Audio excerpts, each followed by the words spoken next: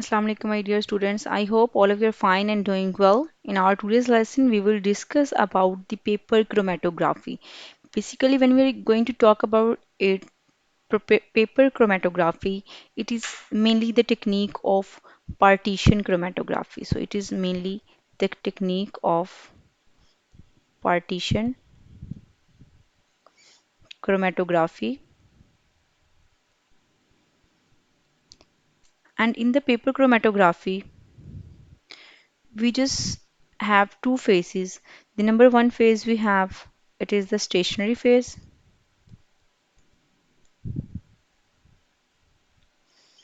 and the second phase we have, it is the mobile phase or the moving phase.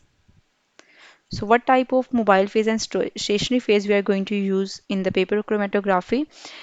The stationary phase that we use in the paper chromatography, it is the liquid, or we can say that water, and that water is adsorbed on the paper. So that water is adsorbed on paper. So it is going to be act like a stationary phase. On the other hand, when we're talking about the mobile phase, so here the mobile phase will be an organic solvent or an organic liquid.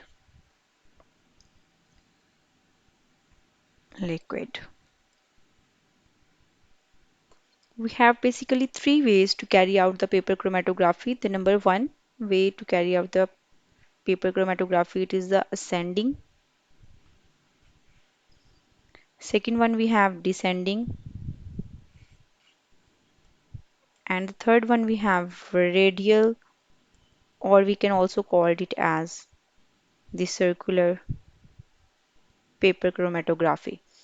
But in this topic, we will discuss about the ascending type of paper chromatographies. So here you can also see that we have the filter paper in the speaker, and we have the distribution of these colors on this paper. As we have used five samples in this chromatography. So the graph or the filter paper with this distribution of the colors we gain, it is mainly known as the chromatogram. Chromatogram. Chroma, the word means color. Graphy means the writing or the graph showing the distribution of the solute particles in it. So let's have a look on the process of the chromatography, which is the ascending process. In this ascending process, first of all, we have to prepare the solvent mixture. So the first step is we have to take the solvent mixture. So the solvent mixture here we take, it is the mobile phase. So the first is the solvent mixture. After the preparation of the solvent mixture, now the second step we have to take the chromatographic tank. Then we have to take the Wattman filter paper.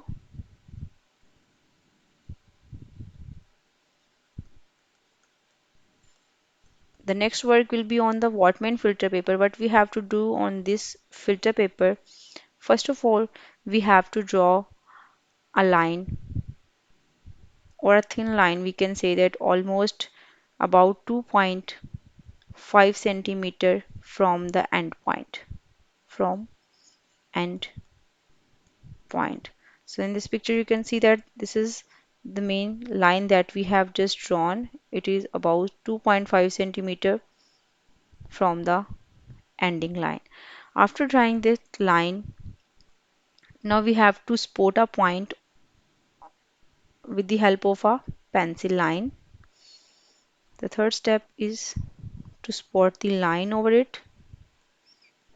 Spot that line. After the spotting it with the line that is mainly above the end line. Now we have to spot it with the mixture or with the sample. Simple dots over it. When these dots get dried, we can also have the known samples for this purpose.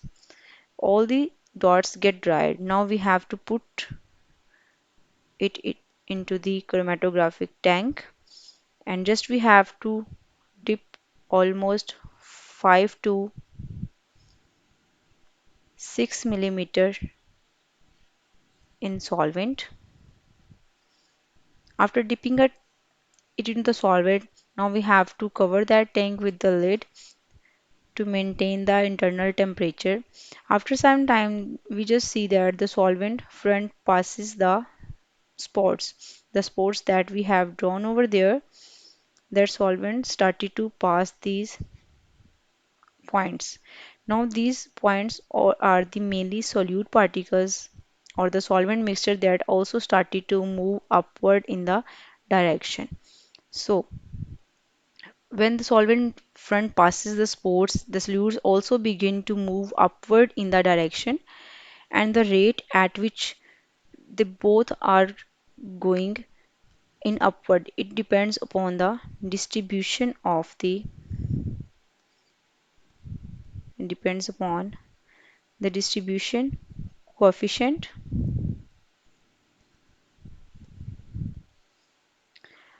So when the solvent just cover the length almost 3 by 4th of the paper, then we will take out that filter paper that is having spores and we let it to be dry. Once the paper is dried, now we have a specific pattern over it. That pattern on the paper will be known as chromatogram.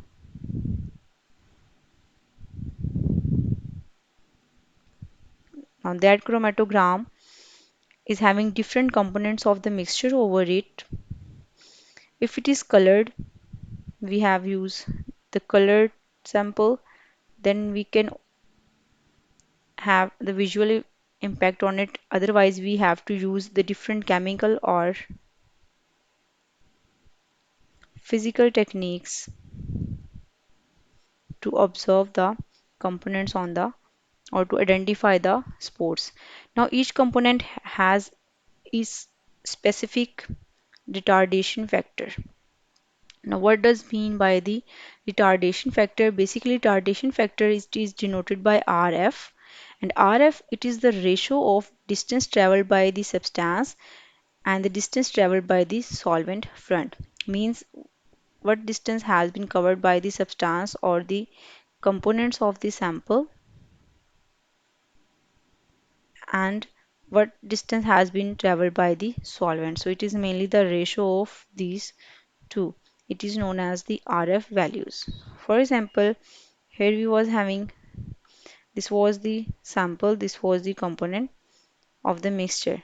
We can also denote it as X and Z, and this was the sample known as the Y. Now how we can find this retardation factor? Simple. The retardation factor for the B is equal to X over Y, and the retardation factor for the C, it must be equal to Z over Y. So in this way we can check their retardation factor. Then next we have the uses of the chromatography. Here the chromatography can be used in the pharmaceutical company. It is used to determine the amount of each chemical that is found in the new product. So it is the analysis method. It is also used in the hospitals to detect the blood or the alcohol's level in the patient's bloodstream. Next, it is also used in law enforcement to compare the samples found at the crime scene to the samples from the suspects. Environmental agency, it is used to determine the level of the pollution. So it is also used to check the pollution level in the environment. And on the other hand, it is also used to purify the chemical needed to make the product. So it is also used to remove the chemicals. Mainly The chromatography, it is the analytical method used for different purposes. So this is all about today's lecture. I hope you guys understand. And if you have any queries, you may ask me about that in the comment section. And the next topic we will discuss about the states of matter. So we will start the next chapter, that is the gases. So you guys have a good day and Allah Hafiz.